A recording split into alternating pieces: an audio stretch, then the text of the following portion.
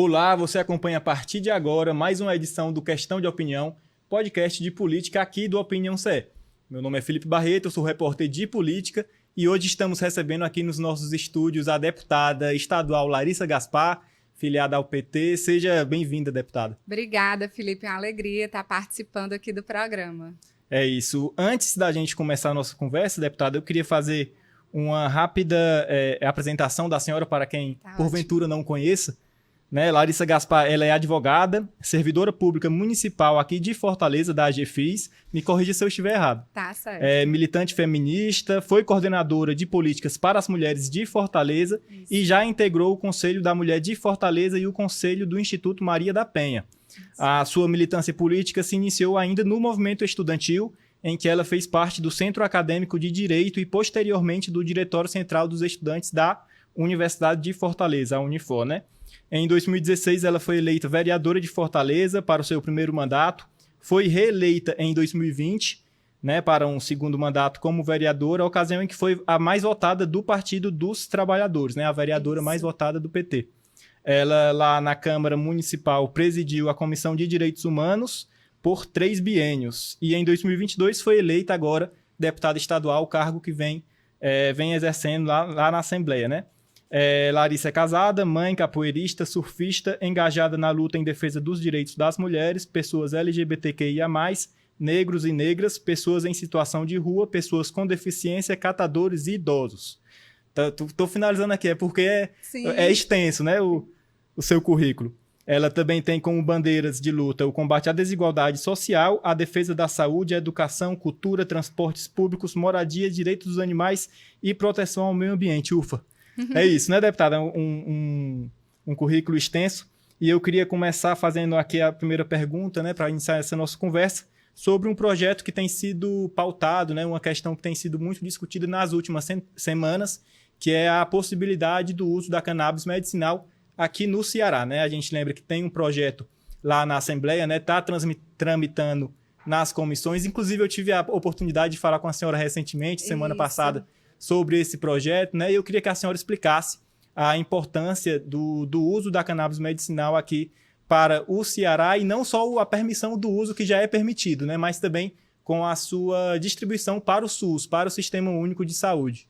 Exatamente, Felipe. A gente assina como coautora, desde 2023, o projeto de lei 1014, que é de iniciativa do deputado Renato, e tem, acho que, mais 6 deputados como subscritores do projeto, para que a gente tenha regulamentada a distribuição da cannabis medicinal no SUS. E, além disso, também fomentar a pesquisa, as parcerias com as universidades, para ampliar a produção do conhecimento e o saber sobre esse ativo que é tão importante para melhorar a qualidade de vida de pessoas que convivem com doenças graves.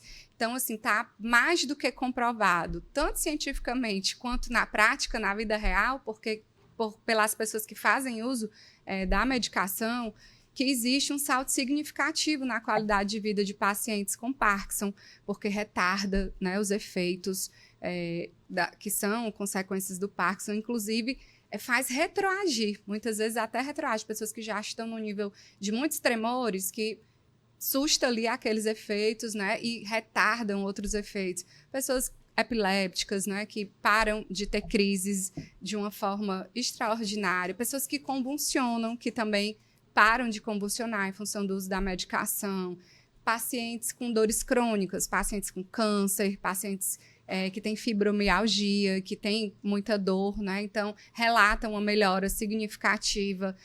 Pessoas com autismo, com TDAH, com ansiedade, com depressão, que têm também uma melhora significativa com o uso da cannabis.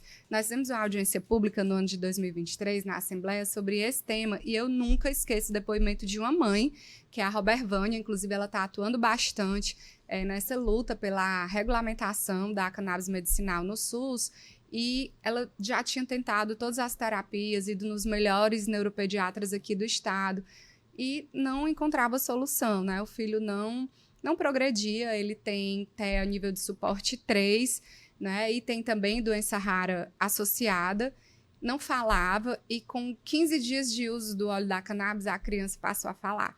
Uma criança que, durante 6 anos, tinha tomado todas as medicações, Ritalina, risperidona, entre tantas outras, uma criança que vivia dopada por conta do uso contínuo de medicações pesadas, não conseguia ter uma convivência saudável, alerta, ativa, que é típico de uma criança, né? E aí, com o uso da cannabis, teve esse salto significativo em 15 dias apenas, né? Começou a falar. Então, assim, é algo que está totalmente comprovado na ciência e na vida real.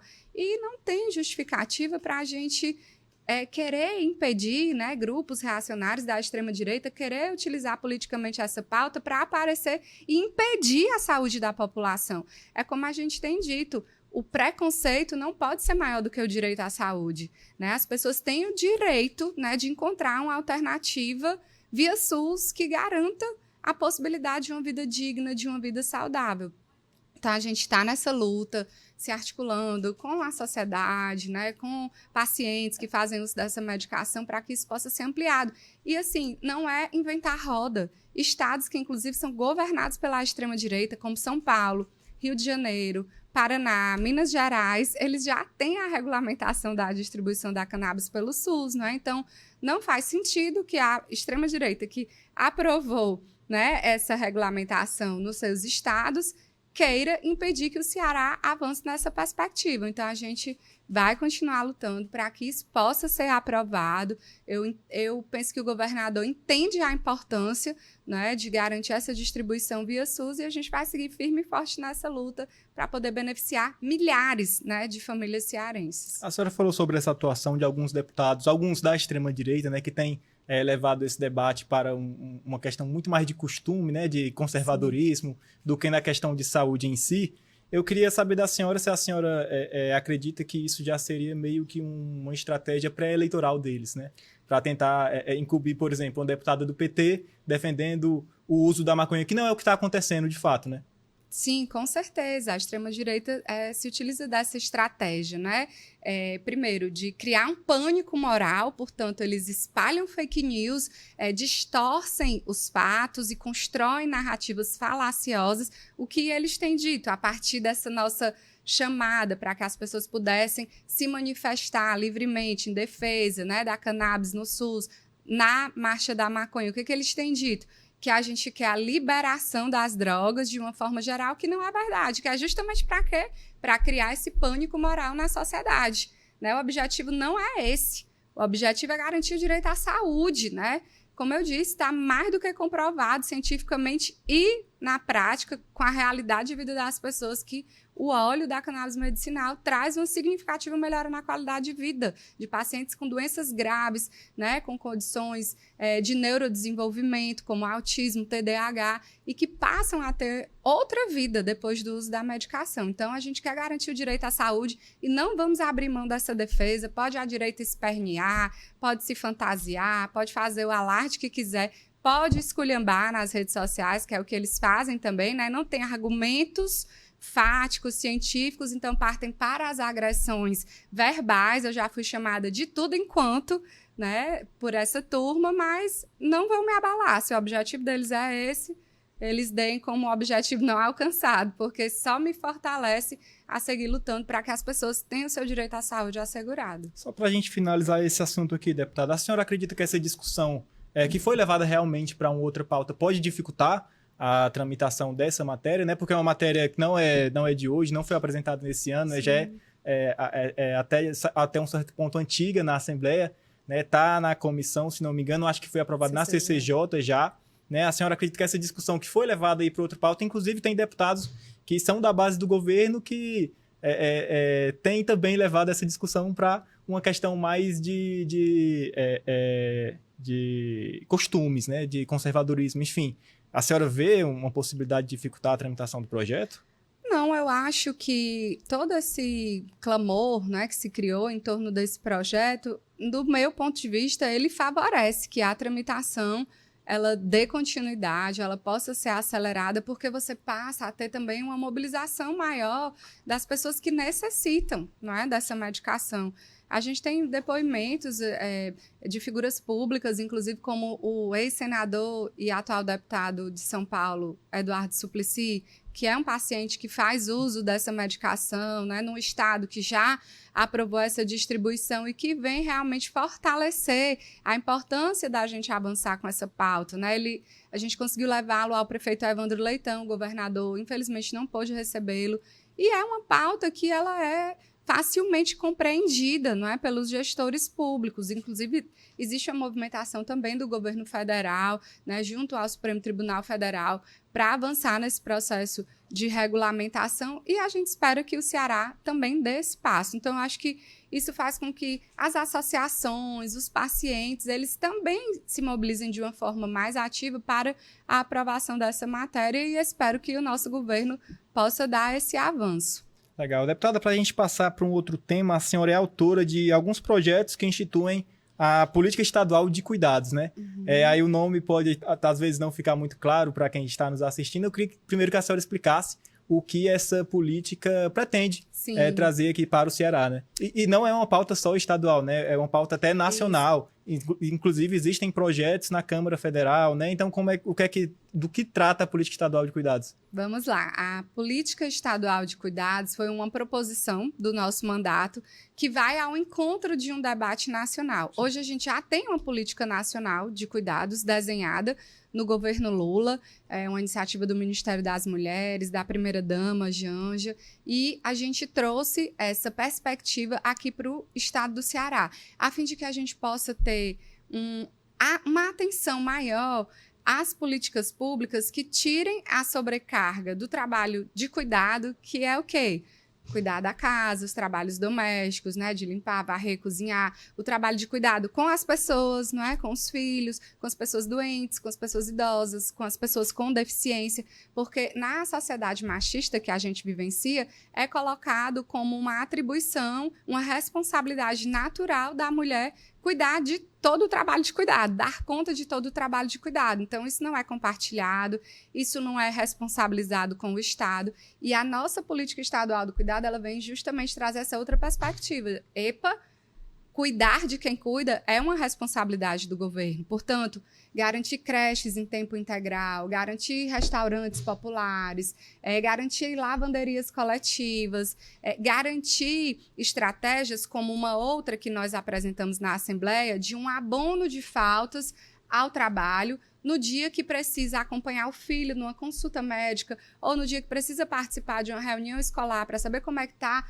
o desenvolvimento dele na escola. A gente precisa dessas iniciativas porque, ao mesmo tempo que o Estado joga, a sociedade, né, joga nas costas das mulheres a responsabilidade pelo cuidado, nos penaliza quando a gente cuida. No dia que a gente falta o trabalho para levar o filho a uma consulta médica, muitas vezes as mulheres são penalizadas com desconto salarial, uma falta injustificada do ponto de vista da empresa. No dia que a mãe precisa acompanhar uma reunião na escola do filho, ela é penalizada com uma falta injustificada, com desconto na sua remuneração.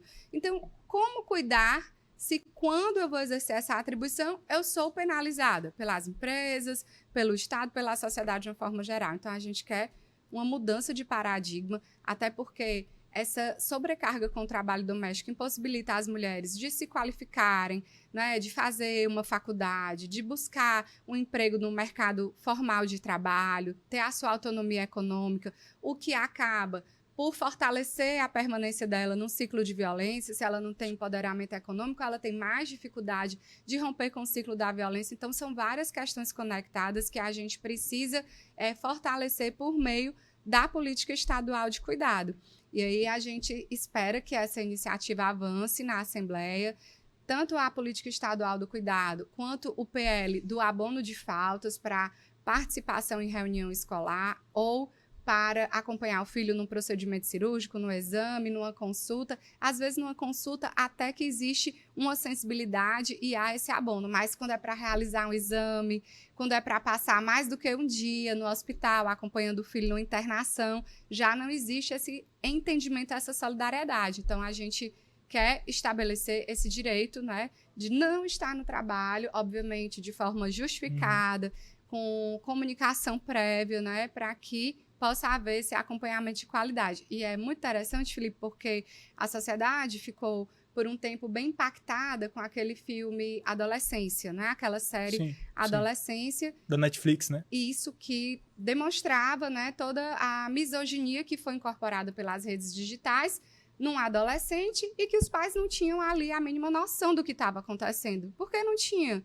Porque não existia esse acompanhamento escolar, porque se trata de uma presença ausente, que eu chamo, porque você está com o filho em casa e você acha que por ele estar em casa está tudo bem, tudo tranquilo, mas não, ele está em casa, mas ele está trancado no quarto consumindo, né, conteúdo digital que incentiva a violência contra a mulher, o sexismo. Então, assim, esse é um aspecto, né, de malefício das redes sociais. Então, se a gente quer ter a possibilidade de acompanhar nossos filhos, né, para que eles possam superar essas sugestões negativas que chegam a eles, a gente precisa ter tempo disponível para isso e a gente precisa ter os nossos direitos trabalhistas resguardados para poder bem cuidar dos nossos filhos, né? Então, é uma outra iniciativa, assim como o projeto que nós apresentamos para criar o selo Empresa Amiga do Cuidado, para incentivar as empresas a que elas tenham essa compreensão e adotem essa prática no seu ambiente de trabalho, no seu ambiente de negócios, e para reconhecer aquelas que já têm isso incorporado no seu fazer profissional. Então, é algo que é uma discussão nacional. Inclusive, houve um encontro agora em abril, em São Paulo, do movimento Mulheres em Lutas, que é o movimento MEL, uma articulação nacional de parlamentares, militantes dos movimentos de mulheres, puxada pelo Instituto Se Fosse Você, da Manuela Dávila.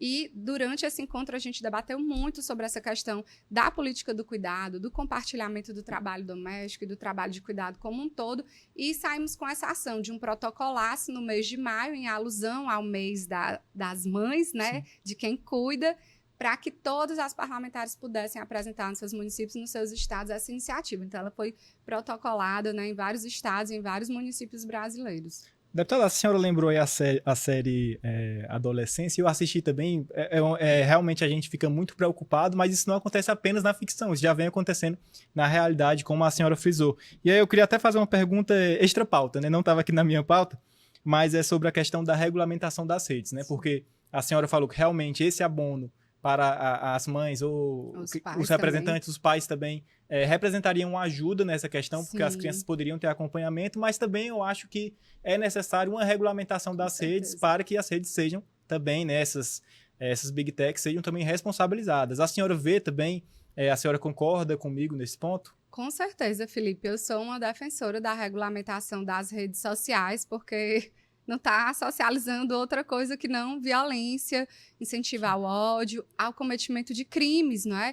Existem vários estudos aí demonstrando o quanto redes como, por exemplo, o TikTok, ao perceber que a faixa etária que está acessando aquela rede é de 13 a 17 anos, já dispara sem que a pessoa pesquise. Chega direto para você, jogado pela tecnologia da rede, pelo algoritmo. Chega conteúdo misógino, né? Conteúdo violento, inferiorizando as mulheres, incentivando práticas violentas contra as mulheres, né? Incentivando comportamentos de subjugação das mulheres. Nós não podemos permitir isso, né? Isso é uma incitação à violência, ao ódio, ao cometimento de crime.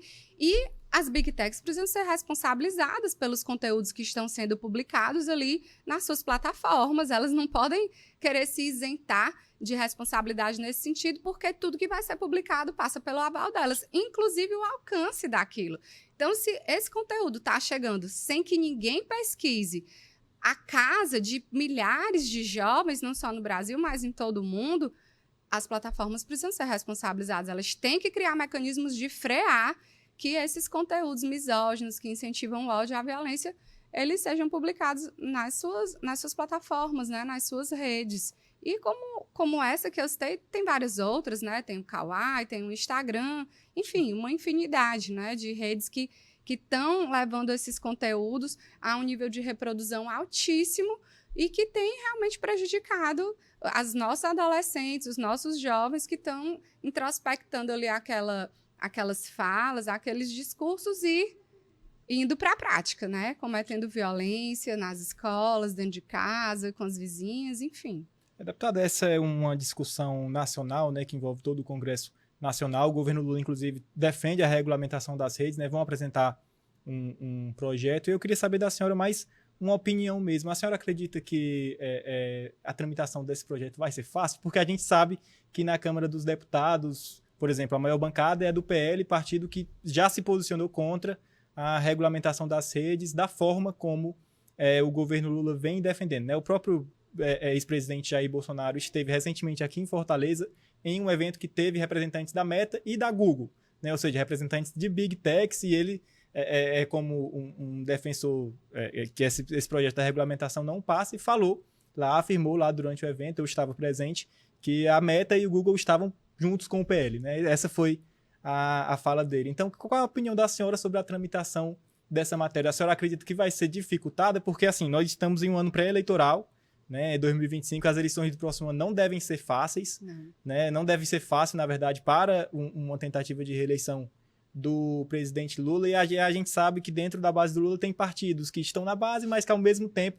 já articulam uma possível saída aí, né? Então, como a senhora vê todo esse cenário para a aprovação dessa matéria, né? Com certeza, Felipe, fácil é uma palavra que está descartada, né? Se tem uma coisa que essa tramitação não vai ser, é fácil. Até porque a principal estratégia da extrema-direita é disseminar o ódio, a mentira, a desinformação e as fake news através das redes sociais. E eles têm o apoio notório, né, dessas plataformas, dessas big techs. Agora, nós não podemos, em função disso, aceitar que a imposição do poder econômico, né, no caso Google, Meta ou quaisquer outras, né, big techs e plataformas, venham ditar o que vai ser debatido no Congresso, né? O governo Lula está certíssimo em mandar esse PL da regulamentação das plataformas digitais. Quantas crianças e adolescentes não já se suicidaram por verem conteúdos que incentivam, né, desafios que levam a isso, à morte, ao suicídio? Então, assim, não dá. Precisa de uma regulamentação. Isso é um debate muito sério, e eu acho que é muito possível, sim, que a gente ganhe a opinião pública como favorável à aprovação dessa iniciativa, e que a gente consiga convencer os parlamentares, porque, gente, eu imagino que tenham muitos pais e mães ali no Congresso, por mais que sejam de extrema-direita. Que pai quer ver o seu filho cometer suicídio incentivado por um conteúdo que ele viu numa rede social? Então, eu acho que existem argumentos que possibilitam convencimento, né, mesmo da base do PL, ou do União Brasil, ou de quaisquer outros partidos mais ligados ao campo da direita, para que a gente consiga construir um consenso e seguir para essa aprovação. Entendi. Deputada, eu queria voltar aqui, trazer a nossa conversa novamente para o Ceará, porque a senhora foi eleita no passado para ser segunda vice-presidente da Assembleia, né? A primeira mulher, inclusive, como no cargo de segunda vice-presidente. Acho que de vice-presidente no geral, né? Isso. A primeira mulher da história da Assembleia a ocupar o cargo. E eu queria saber da senhora como tem sido essa sua ocupação agora na Assembleia, né? A senhora já chegou, inclusive, a presidir sessões, né? Como tem sido essa experiência? Bom, primeiro, acho que foi uma ação bem impactante para o Estado, porque é a primeira vez em 190 anos de Assembleia que uma mulher ocupa a vice-presidência da Casa. Né? Nós temos 2 vice-presidentes na Casa, o primeiro e o segundo, eu fiquei na segunda vice-presidência, mas, de toda forma, é um impacto, não é, que faz um alerta de quanto tempo nós demoramos para chegar lá, e o outro alerta de que ainda é pouco estar nesse lugar, né? A gente precisa avançar bem mais, ter mulheres presidindo comissões importantes, como Comissão de Orçamento, Comissão de Constituição e Justiça, né? Estar na primeira vice-presidência, na presidência, na primeira secretaria, né? Então, acho que a gente precisa avançar muito ainda na distribuição de poder dentro do espaço do legislativo, com relação a homens e mulheres, não é? Mas tem sido também uma experiência importante, não é? Poder presidir as sessões, né? Dialogar e mediar ali os conflitos que surgem entre os colegas, né? Definir ali a votação das matérias que estão pensadas para a pauta. Então, tem sido uma experiência muito enriquecedora para mim, enquanto pessoa, enquanto parlamentar. São desafios, né? A sessão, ela tem, obviamente, um desenho do que vai acontecer, tem uma pauta que é pensada, que é publicada, mas sempre surgem questões extra-pauta, como surgiu aqui no nosso debate, né? Então, é da natureza do parlamento, surge um requerimento de urgência, né? entra uma matéria que não estava inicialmente prevista e gera toda uma discussão. Então, você tem que ter ali aquele jogo de cintura para mediar, né, os conflitos de interesses que são da natureza do parlamento, dada a nossa pluralidade política, mas tem sido bem positivo, eu tenho gostado de estar nesse espaço, né, e espero estar contribuindo aí com a sociedade cearense. A senhora falou sobre aumentar a presença, né, das deputadas nas comissões, em comissões importantes que hoje, infelizmente, não tem, também na mesa diretora e também na própria Assembleia, né? Porque de 46 deputados, apenas 9 mulheres, né? Exatamente. E agora só 7, porque 2 saíram. A uma para Emília, uma né? Secretaria de Estado, que foi a Lia Gomes, e uma para vice-prefeita de eu Fortaleza, acho que é a que Gabriela. a Emília vai pedir licença a Emília agora, também está prestes a tirar a licença, então ficaremos 6. apenas 6, né? É até uma coisa que eu falo, não sei se a senhora concorda, eu acho, assim, eu acho triste que seja necessário a Justiça Eleitoral disponibilizar, não, mas obrigar os partidos a ter 30% das candidaturas femininas para mulheres, né? É triste, assim, é triste no sentido de que isso não era para ser necessário, né? Mas mesmo sendo necessário, ainda tem partidos, às vezes, que não o cumprem. Muitos, né? E, assim, é bom a gente explicar que também não é 30% de mulheres, é 30% de gênero.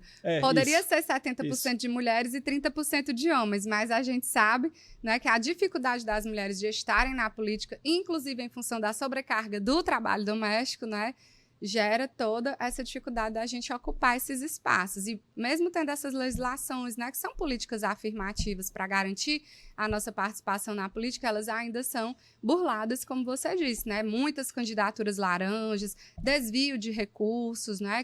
Recursos que deviam ir para candidatura feminina, que colocam uma candidata laranja e pega aquele recurso da candidatura feminina para fomentar uma candidatura masculina. Então, são distorções que acontecem, que a gente precisa de um Ministério Público Eleitoral muito atuante, que a gente precisa da sociedade também atuante, denunciando essas questões para que a Justiça Eleitoral possa tomar providências. Deputada, a senhora que há tanto tempo defende essa pauta, é uma feminista praticamente desde que, não sei se desde que nasceu, mas desde que se entende por gente, né? Está na política também. A senhora tem alguma opinião formada de quando a gente pode ver realmente uma mudança desse cenário, em quanto tempo, em quantos anos? Não sei se décadas, porque a gente sabe que vem tendo avanços, mas que isso é uma questão muito difícil, né?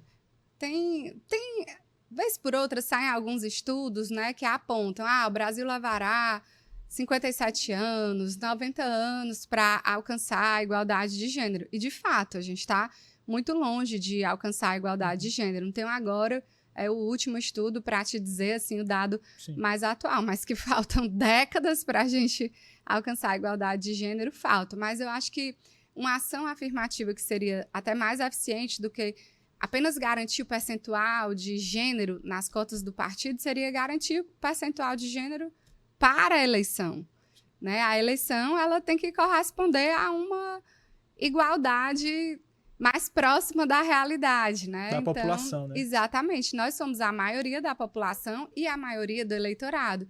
E nós somos 18% do Congresso, da Câmara dos Deputados. Quer dizer, a nossa democracia está muito arranhada, porque quem representa a cara da população brasileira não está lá dentro do parlamento defendendo os interesses da maioria da população, né? Então, a gente tem que avançar muito ainda para promover uma maior participação das mulheres na política. Deputada, antes da gente passar um tema imprescindível, que é eleições, né? Próximo ano está aí se aproximando, eu queria fazer mais uma pergunta sobre esse assunto, porque recentemente a gente teve um episódio que eu considerei um episódio lamentável, que foi a questão dos ataques que a ministra do Meio Ambiente, Marina Silva, sofreu no Senado, né? Ela foi à Comissão de Infraestrutura, se não me engano, para falar sobre questões que envolvem o meio ambiente e licenciamento para algumas obras ali, principalmente na região norte, né? E lá ela foi bastante atacada, tanto que ela teve que se retirar lá da comissão, né? Como a senhora viu, aí 2 perguntas surgem desse meu levantamento aqui desse caso, né? Primeiro, como a senhora viu esse episódio, né? Qual a sua opinião sobre esse episódio? E também, se a senhora não acredita que o governo Lula deveria ter sido mais enfático nessa defesa à ministra Marina depois de todo esse ocorrido, né? Porque é uma ministra, né, do governo Lula, apesar de ter alguns outros ministros ou alguns outros integrantes da base que podem não concordar com ela é uma ministra, ela faz parte do governo Lula e sofreu ataques misóginos lá no Senado, né? Então, como a senhora vê esse cenário? Não, eu repudio totalmente a postura desses senadores, inclusive com relação a um deles, não é a primeira vez que ele ataca de forma violenta O Plínio, né? a ministra Marina Silva, né? Já havia incitado a violência física contra ela quando ele disse que é impossível estar 6 horas debatendo com a ministra Marina sem querer enforcá-la. Ele está incitando a violência, ele está incitando a tentativa de homicídio, do meu ponto de vista, e ele já deveria ter sido responsabilizado. Quando você fala, o governo Lula, eu acho que quem tinha que ter tomado uma atitude enérgica é o Senado, porque o crime aconteceu dentro do Senado Federal, o Senado tinha que instalar conselho de ética e responsabilizar o senador pelo crime que ele cometeu. E eu acho muito importante que a gente chame as coisas pelo nome, porque a gente fala uma violência, um ataque, que de fato é, mas é crime, né? Está tipificado.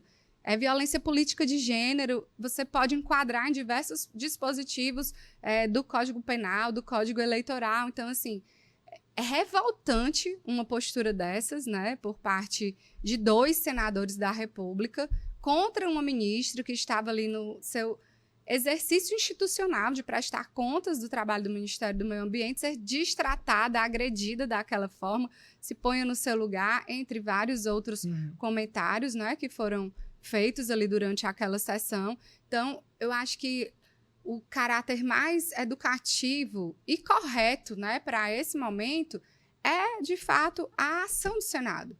Né? Cadê a iniciativa do Senado para responsabilizar esses senadores? E, claro, a sociedade se mobilizar como se mobilizou. Nós conseguimos esse mesmo movimento que eu citei anteriormente, o Movimento MEL, Mulheres em Lutas, a gente fez uma grande mobilização nacional e em um dia nós conseguimos 10.000 assinaturas pela cassação do mandato do senador. Né? Então, do Plínio, né? Do Plínio Valério.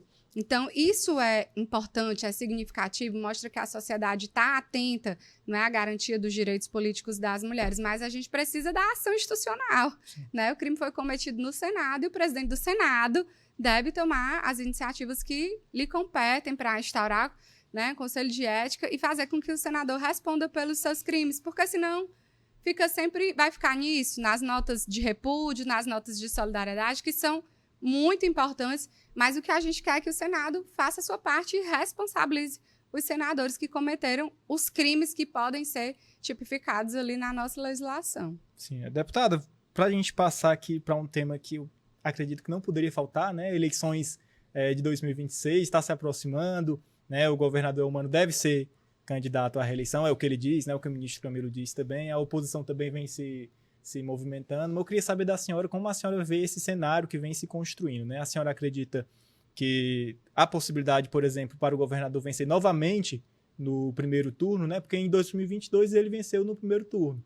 Né? Agora em 2026 a senhora vê esse cenário se construindo para mais uma vitória fácil ou talvez aí seja um pouco mais difícil? Eleição nunca é fácil. Seja para vereador, prefeito, deputado, governador, senador, eleição é sempre um processo muito difícil. Até porque não tem como a gente dizer quantos votos, né, teremos. Claro que a gente faz estimativas, não é, pelas nossas articulações, pela nossa atuação, mas é sempre um processo muito difícil. Embora a gente tenha essa clareza, eu entendo que, sim, há a possibilidade do governador Eumano ser eleito, inclusive, no primeiro turno, porque é um governo que tem feito muitas entregas, né? Obviamente, tem a sorte de contar com a parceria do governo federal, elegemos o presidente Lula, que não tem deixado de aportar investimentos significativos para diversas políticas aqui no Estado, para a geração de emprego e renda, para a infraestrutura, para ações de segurança alimentar, para fomentar a cultura, enfim, né? Temos também a Prefeitura Municipal de Fortaleza, né? Uma eleição difícil, mas que a gente conseguiu vencer, e existe aí uma parceria muito importante do governo com o prefeito Evandro Leitão, que tem boa parte do eleitorado concentrado aqui na capital, então eu acho que isso é algo também significativo, que vai dar um peso maior à eleição, porque no último pleito, em 2022, nós não tínhamos o apoio, né, da Prefeitura de Fortaleza, o Sarto apoiou o Roberto Cláudio como candidato. Então, foi uma estrutura bem... E em 2022 o Elmano não venceu em Fortaleza, né? Isso. É importante a gente lembrar isso também. Exatamente, né? Uma estrutura que, de certa forma, dá uma amplitude maior à candidatura, né, estadual, por concentrar um grande número de eleitores aqui na capital. Então, a gente tem um outro cenário, não é? Do governo federal, que nós também não tínhamos, né? Uhum. Do governo federal, da Prefeitura de Fortaleza e de muitas prefeituras também no interior, que foram eleitas agora no último pleito, né? Tanto do PT quanto de partidos da base, como o PSB, PSD e outros, né? Então, eu acho que a gente tem uma condição muito favorável, né, em termos de disputa eleitoral. Acho que tem havido entregas importantes, o programa Ceará Sem Fome, que está em todos os municípios, os investimentos no semiárido, né, o Sertão Vivo, o São José, o Paulo Freire, os investimentos na segurança, que é sempre algo muito desafiador, mas que tem trazido melhoras em alguns índices. Claro que nunca vai ser suficiente, né? É um debate que ele é permanente, são investimentos constantes, né? Mas eu acho que foram ações acertadas, investimento em inteligência, né? Em equipamentos mais modernos para a atuação das polícias, integração de todo o sistema de segurança pública, que isso é fundamental para ações mais assertivas, mais eficientes, de combate ao crime organizado e de combate aos crimes que acontecem, né, de uma forma rotineira, roubos, furtos, enfim. Então, acho que tem tomado iniciativas importantes no campo da segurança pública. A educação do Ceará, que é uma referência e está em processo de ampliação constante, né? O nosso parque escolar, inclusive caminhando agora para a universalização do tempo integral, ampliação das creches nos municípios, que isso é fundamental e o governo tem feito muitas entregas. A política de proteção social também, desenhada e estruturada de uma forma muito robusta, né? Levando praças mais infância, o cartão mais infância, tirando realmente as pessoas da situação de pobreza, extrema pobreza, e os resultados começam a aparecer, né? A gente viu aí recentemente divulgado 624 mil pessoas que saíram da situação de pobreza e extrema pobreza em apenas 2 anos aqui no estado do Ceará. E em apenas 1 ano, se não me falha a memória, 135 mil pessoas que saíram dessa condição. Então, isso é algo muito significativo, né? Pode não ser para a classe média, né, que não entende o que é viver com R$300 por mês, com R$500 por mês, mas para quem vive essa condição desumana, né, de difícil acesso aos itens mais básicos necessários à sua sobrevivência, isso é muito importante, isso é muito significativo, né? Então, eu acho que esses investimentos, eles vão contribuir também para dar uma força maior no momento eleitoral. O governador vai ter muito o que mostrar, né? E as pesquisas mostram realmente, ele está em primeiro lugar nas pesquisas, está com um governo bem avaliado. Então, eu acho que não vai ser uma eleição fácil, porque para mim a eleição nunca é fácil, mas é uma eleição que a gente tem muita possibilidade de vitória, inclusive no primeiro turno. Deputada, a oposição vem se juntando, assim, criando talvez um super grupo da oposição, né? Porque às vezes os candidatos que estavam separados em 2022 agora se juntando aí para tentar chegar ao governo, né? Tem Capitão Wagner, Roberto Cláudio também, que deve ir para o União Brasil agora, tem o PL, o Ciro Gomes, inclusive, né? E conversando com alguns nomes dessa oposição, eles têm dito que eles têm incomodado o governo, né? Esse incômodo realmente tá ocorrendo? Do meu ponto de vista, eu estou achando ótimo que finalmente eles saiam do armário e mostrem a sua verdadeira face fascista, né, bolsonarista, que eles tentaram esconder por algum tempo, né? Enganaram a população, Roberto Cláudio, aí, o bebê reborn da extrema-direita, né? Ciro. Que bom que eles agora estão saindo do armário, Sarto, né? E mostrando realmente a face fascista deles, né? De alinhamento com o que há de pior na política, que é o bolsonarismo, né? Que despreza vidas. Inclusive, o Roberto Cláudio, um médico, né? Que vivenciou o período pandêmico enquanto gestor, viu o descaso do Bolsonaro com relação à saúde, que levou o país aí a ter um dos piores índices de mortalidade por conta da Covid, mais de 700 mil pessoas mortas por falta de ação estratégica e eficiente, né? Proativa, deixando faltar máscara, deixando faltar oxigênio, desestimulando a vacinação e o isolamento social. e figuras como o Roberto Cláudio Sarto, médico, que vivenciaram todo esse período apoiando Bolsonaro, só mostra que eles estão pouco se lixando para a população. O que eles querem é estar no poder a qualquer custo, inclusive se aliando com o que há de pior na política. Então, eu estou achando ótimo, porque eu acho que vai ficar muito fácil da população entender quem é que está disputando uma eleição para defender os direitos do povo, para construir um Ceará mais acolhedor, mais inclusivo, que promova a justiça social, que promova a dignidade do nosso povo, de quem está disputando uma eleição para continuar se mantendo no poder e trazendo possibilidades ali de alinhamento com setores econômicos que sustentam esse projeto. Então, vai ficar muito fácil, né, da população entender quem realmente está preocupado em construir um projeto político para o povo, de quem está preocupado em garantir permanência dentro dos espaços de poder.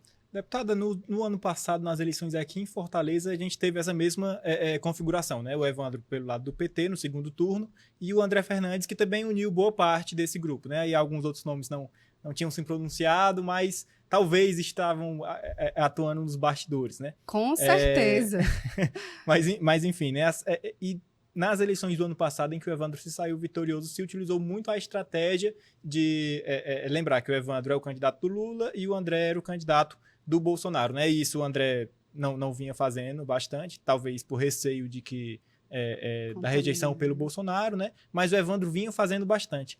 A senhora acredita que no próximo ano essa estratégia também pode facilitar? A senhora lembrou, né? Não existe eleição fácil, mas essa estratégia também pode facilitar uma possível vitória do Elmano?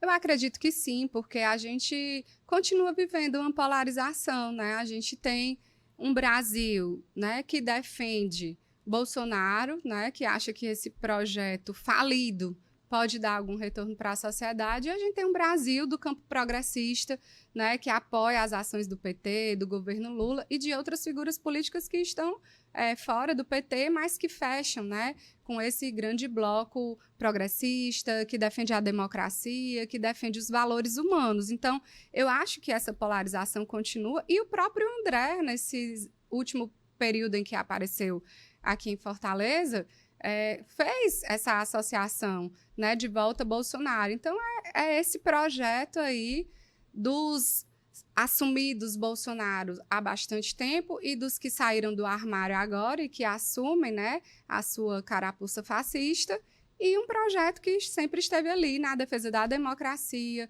né, da justiça social, dos valores humanos. Então, do meu ponto de vista, essa polarização ela vai continuar. E eu acho que nós iremos, mais uma vez, né, mostrar que a população cearense não aceita esse projeto gestado do ódio, da mentira, da desinformação, né, da falta de responsabilidade e de cuidado com o povo. Porque tudo que Bolsonaro fez foi não cuidar do povo brasileiro. E eu acho que as pessoas querem cuidado, querem gestores comprometidos com a saúde, com a educação, com a preservação da natureza, que eles atacam de forma violenta, né? São aí os defensores do PL da devastação, que quer destruir o que a gente ainda tem de área verde para fortalecer o agronegócio, né? Sem se preocupar com a sobrevivência da espécie humana, porque a nossa vida ela depende da manutenção da natureza, dos nossos biomas, dos nossos ecossistemas. Então, é uma pauta urgente, né? As ações de preservação da natureza e do meio ambiente, que são coisas que, para essa turma, pouco importam. Deputada, quando a gente fala da chapa do governo no próximo ano, a gente fala também das possíveis candidaturas para o Senado, né? Aí, para o próximo ano, vamos ter dois candidatos, deve ter 2 candidatos por parte do governo e 2 candidatos também por parte da oposição, né? E aí já tem alguns nomes colocados, não sei se a senhora já tem uma opinião formada sobre esses nomes que estão sendo apresentados como pré-candidatos ao Senado, mas eu queria perguntar para a senhora uma coisa que esses nomes que estão sendo colocados são, na maioria das vezes, homens, né? A única mulher que temos como possível pré-candidata é a Luiziane, nem foi ela mesma que colocou sua pré-candidatura, né? Foram suas aliadas ali do campo de esquerda, né? A Adriana e a Mari Lacerda, que colocaram ela como pré-candidata. Qual a opinião da senhora sobre isso? A senhora acredita que poderia ter uma abertura maior também do grupo governista, né? Que tem toda essa questão de progressismo, para também possíveis candidaturas de mulheres ao Senado, né? Porque temos visto apenas nomes de homens, são cerca de 7 homens e apenas a Luiziane como mulher, né? Não, acho que a abertura para o diálogo sempre existe, né? Mas tem a questão da construção anterior para colocar o nome à disposição de uma candidatura do Senado, né? Então, de fato, os nomes hoje que estão colocados como nomes mais fortes para essa disputa são nomes de homens, né? A gente tem o senador Cid Gomes, tem o ex-senador Eunício, tem o Chiquinho Feitosa, né? E tem outras candidaturas aí colocadas. E temos o nome da companheira Lisiane, né? Pelo PT, como uma possibilidade, mas pelo PT também tem o Guimarães, né, que vem nessa construção já há bastante tempo, né, é líder do governo Lula. Então, existe toda essa correlação de forças, né, que ela precisa ser avaliada. Eu imagino, né, que pesquisas estejam sendo feitas a todo instante para monitorar a perspectiva de aceitação e de reprovação de todos esses nomes e que mais adiante é que a gente vá ter, de fato, assim, uma definição do que será. Porque agora, do meu ponto de vista, está mais difícil, né? Ter uma definição nesse momento atual, e também acho que não é o momento, né? Acho que o momento agora é fortalecer a incidência para fazer mais entregas, para fazer as políticas públicas avançarem, a gente ter cada vez mais resultados positivos para o Estado. Porque, no meu ponto de vista, é isso que faz o diferencial na eleição. É mostrar o que você é, o que você fez pela população. Porque a gente vai saber mostrar muito bem o que aquele grupo político, né, que se alinha com Bolsonaro, não fez, né, a partir da gestão dele. Então, a gente tem que se concentrar, né, em mostrar tudo aquilo que a gente fez. Eu acho que o governo tem muita coisa para mostrar. Legal. Deputado, só para a gente finalizar aqui, a produção acabou de avisar que a gente passou dos 40 minutos, né, que é o tempo que a gente tinha combinado, mas eu queria perguntar sobre um outro assunto que eu acho muito importante, que é o PED, né, do PT, as eleições do PT para o diretório estadual aqui no Ceará e também para o diretório municipal, né?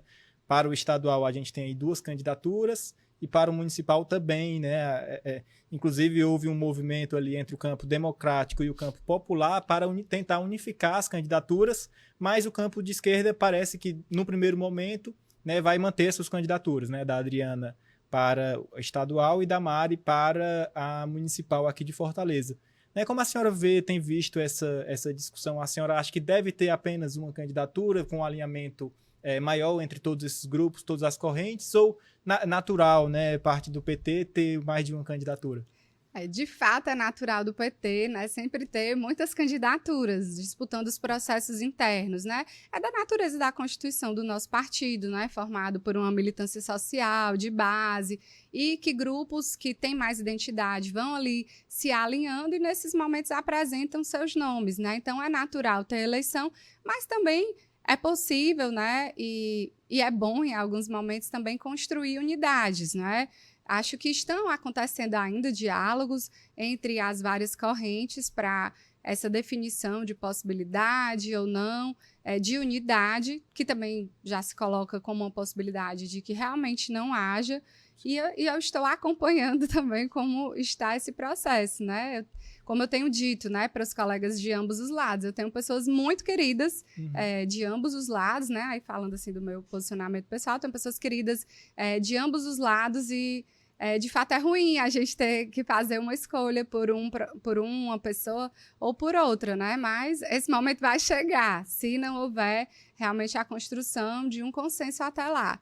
Mas eu não considero ainda como esgotadas as possibilidades de construção de um consenso e, por enquanto, as 2 candidaturas, né, tanto a nível estadual quanto municipal, elas vão se movimentando, fazendo seus diálogos e articulações. A gente diz muito que o PT talvez seja o único partido que tenha cara de partido, né? Porque tem a questão da eleição interna, né? Talvez alguns outros tenham, mas a maioria é mais uma questão de... É proforme, né? Assim, exato.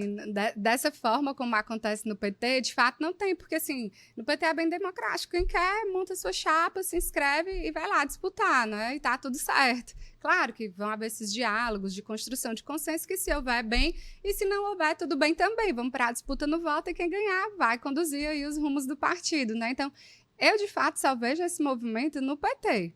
Não vejo assim de uma forma participativa, democrática. Nos outros partidos tem, óbvio, né, uma reunião ali para discutir e se constrói um consenso, né, ou uma imposição. Mas, assim, dessa forma, né, com inscrição de chapa, com debate, com toda essa mobilização nos municípios, né, as pessoas se deslocando para conversar com os filiados, com a militância, eu só vejo de fato no PT. Deputada, eu quero agradecer a senhora aqui pela oportunidade, né, de conversar com a gente aqui no Questão de Opinião. Fica, inclusive, estendido o convite para outras oportunidades, né, quando esses projetos que a gente conversou aqui no início da nossa conversa avançarem na Assembleia, eu acho que é uma pauta importante, a senhora poderia retornar, receberíamos com o maior prazer. Pode deixar, fico aqui à disposição, alegria participar aqui do programa e a gente fica disponível para outros momentos que forem possíveis. Vou dar retorno aí da tramitação dos projetos e espero que a gente consiga aprová-los o mais breve possível. Então é isso, gente. Vocês acompanharam mais uma edição do Questão de Opinião. Fique atento no nosso portal www.opiniãoce.com.br, nas nossas redes sociais, no Instagram, no TikTok, no X. Estamos em todo canto. E acompanhe também o nosso canal do YouTube. Você vê essa entrevista na íntegra no YouTube e você acompanha também a repercussão de toda essa conversa no nosso portal e nas nossas redes. É isso, até mais.